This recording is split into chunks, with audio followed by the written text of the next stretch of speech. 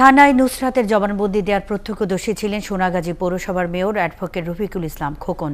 তিনি জানান, নুসরাতের অভিযোগের পর অন্য এক ছাত্রীও ওই অধ্যক্ষের বিরুদ্ধে যৌন হয়রানির অভিযোগ করছিলেন।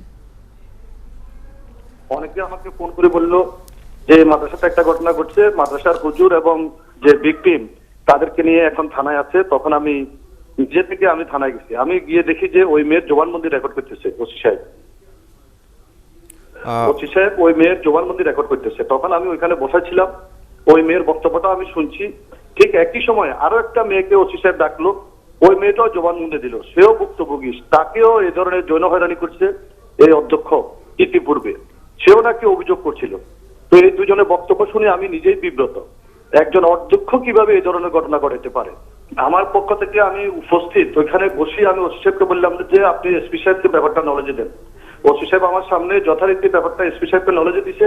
এসপি সাহেব তখন ওনার ভূমিকা ভালো ছিল, উনি তাৎক্ষণিক বলছে যে মামলাটা এফআইআর করি, এটা যাতে আইনগত ব্যবস্থা নেওয়া হয় দ্রুত গতিতে।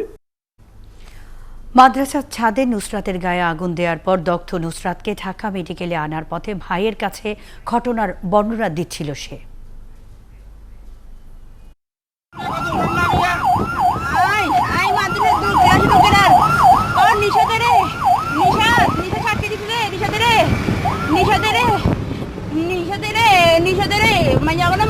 ছাদের উপর মাইকে কথা করছে কবর পর আর দাদা দিল্লি গেছি দেখি রেডে মাইয়া আরে কোথাও দেখবেন মুকেশ বন্ধ ইয়া মুকেশ বন্ধ ইয়া আরে কতদিন কি তুই কবি মিনি ফেন্সি বলে না মেন মিস সেন্টার কে বলছে মাইয়া এর নাম কি মুকেশ আরা তবে কনফার্ম খুব সেনা না কি কণ্ঠ তো কার কি মনে হয় কণ্ঠ কর আয় কোন না আই ক্যান কো আরে কইছে প্রিন্সিপাল নাম দেন দেন কো মিস সেন্টার আই কইছি না আই এনে সত্যি কইছি কই তোরে তানি অনি মারিলাম মনে কর মাইয়া কো আই কই না মা এবার তখন আই কইছি আমি নেবো আই কইছি কি জীবন দেখতে আই কইতাম না কত প্রেম সংক্রান্ত সব কিছু আমরা কি খোঁজ খবর